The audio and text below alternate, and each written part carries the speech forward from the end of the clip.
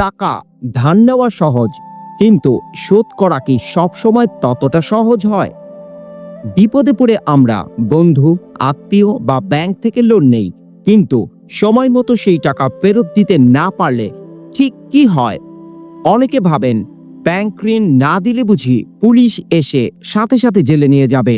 আবার অনেকে ভাবেন বন্ধুকে টাকা ধার দিয়েছেন, কোনো ডকুমেন্ট নেই, এখন বুঝি আর কিছুই করার নেই।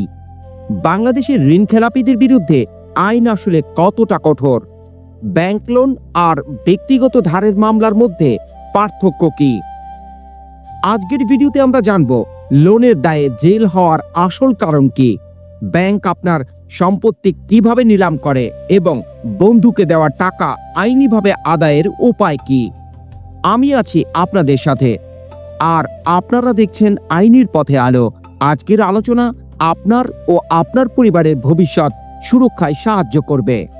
আইনের সারসংক্ষেপ।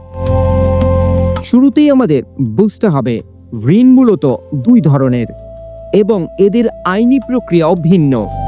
প্রাতিষ্ঠানিক বা ব্যাংক ঋণ।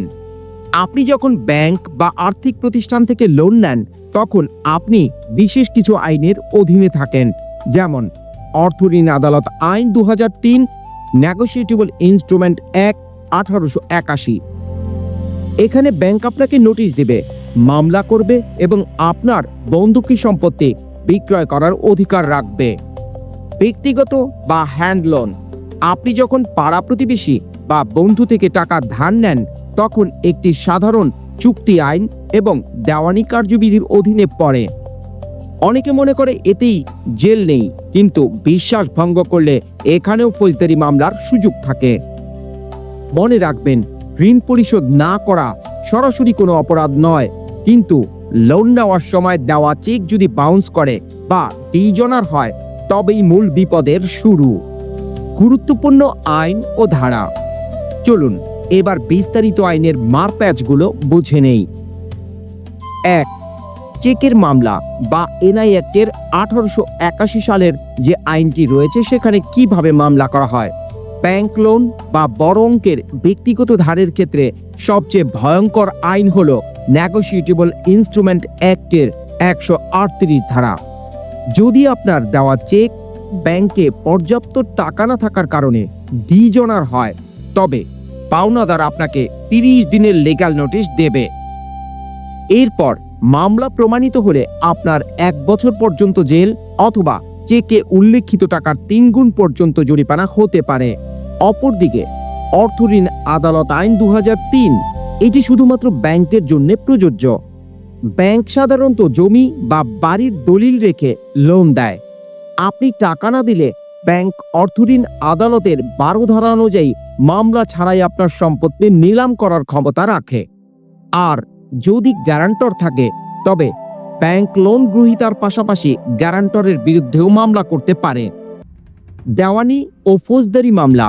ব্যক্তিগত ঋণের জন্য যদি আপনি বন্ধুকে টাকা ধার দেন এবং কোনো চেক না থাকে, তাহলে আপনি মানি স্যুট অর্থাৎ টাকা উদ্ধারের জন্য সিভিল কোর্টে মামলা করা যায় এবং 420 ও 406 ধারায় যদি মামলা প্রমাণ করা যায় যে ব্যক্তিটি টাকা নেওয়ার সময় আপনার সাথে প্রতারণা করেছে বা বিশ্বাস ভঙ্গ করেছে, তবে দণ্ডবিধির এই ধারাগুলো জেল হওয়ার সম্ভাবনা থাকে।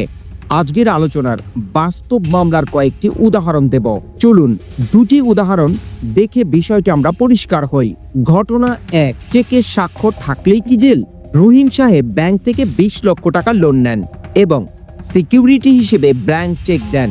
ব্যবসা লস হওয়ার পর তিনি টাকা দিতে পারেননি। ব্যাংক তার বিরুদ্ধে চেকের মামলা করে। রহিম সাহেব দাবি করেন তিনি চেকটি কেবল গ্যারান্টি হিসেবে দিয়েছিলেন, কিন্তু আদালত রায় দেয় চেক কেন দেওয়া হয়েছে তা মুখ্য নয়। চেকের স্বাক্ষর আপনার হলে এবং টাকা না থাকলে সেটি অপরাধ, তাকে জরিমানা গুনতে হয়। ঘটনা 2, প্রমিসারি নোট বা স্ট্যাম্পের জোর। করিম সাহেব তার বন্ধুকে 5 লক্ষ টাকা ধার দিয়েছিলেন কোনো চেক ছাড়া, শুধুমাত্র 300 টাকার স্ট্যাম্প লিখে। বন্ধু টাকা দিচ্ছিলেন না। করিম সাহেব সিভিল কোর্টে মানি স্যুট করেন। স্ট্যাম্পে সাক্ষীদের সই থাকায় আদালত করিম সাহেবের পক্ষে রায় দেন এবং বন্ধুর সম্পত্তি ক্রোক করে টাকা আদায়ের নির্দেশ দেন। দর্শকদের জন্য করণীয় নির্দেশনা। বিপদে পড়ার আগে বা পড়ে গেলে কি করবেন? 1. টাকা ধার দেওয়ার সময় অবশ্যই 300 টাকা নন জুডিশিয়াল স্ট্যাম্পে চুক্তি করবেন। সাথে কমপক্ষে 2 জন সাক্ষী রাখবেন। সম্ভব হলে একটি ব্যাংক চেক নিয়ে রাখবেন। 2. লোন শোধ করতে না পারলে ব্যাংক থেকে লিগ্যাল নোটিশ পাওয়ার সাথে সাথে আইনজীবীর সাথে যোগাযোগ করুন। ব্যাংকের সাথে বসে রিশিডিউলিং বা কিস্তি পুনর্নির্ধারণের আবেদন করুন। ব্যাংক সাধারণত টাকা আদায় করতে চায়, আপনাকে জেলে ঢোকাতে চায় না। 3. আদালতে হাজিরা। যদি মামলা হয়েই যায় তবে কখনোই সমন অবহেলা করবেন না। হাজিরা না দিলে আপনার বিরুদ্ধে ওয়ারেন্ট জারি হবে। 4. রিসিট রাখুন। আপনি যখনই লোনের কোনো কিস্তি দিবেন সব সময় তার রিসিট বা প্রমাণ সংগ্রহ করে রাখবেন। করণীয় আহ্বান: ঋণ বা লোন মানেই শেষ নয়। আইনের সঠিক জ্ঞান থাকলে আপনি যেমন পাওনা টাকা উদ্ধার করতে পারবেন, তেমনি অনিচ্ছাকৃত ঋণের বোঝা থেকেও নিজেকে রক্ষা করতে পারবেন। আইনের উদ্দেশ্য মানুষকে হয়রানি করা নয়, বরং ন্যায় বিচার নিশ্চিত করা। এই ভিডিওটি যদি আপনার উপকারে আসে তবে এখনই একটি লাইক দিন। আপনি কি ব্যাংক লোন বা পাওনা টাকা নিয়ে কোনো সমস্যায় আছেন? আমাদের কমেন্ট করে জানান, আমরা উত্তর দেওয়ার চেষ্টা করব। ভিডিওটি যদি আপনার বন্ধু বা পরিবারের সাথে শেয়ার করে তাদেরকে সচেতন করুন।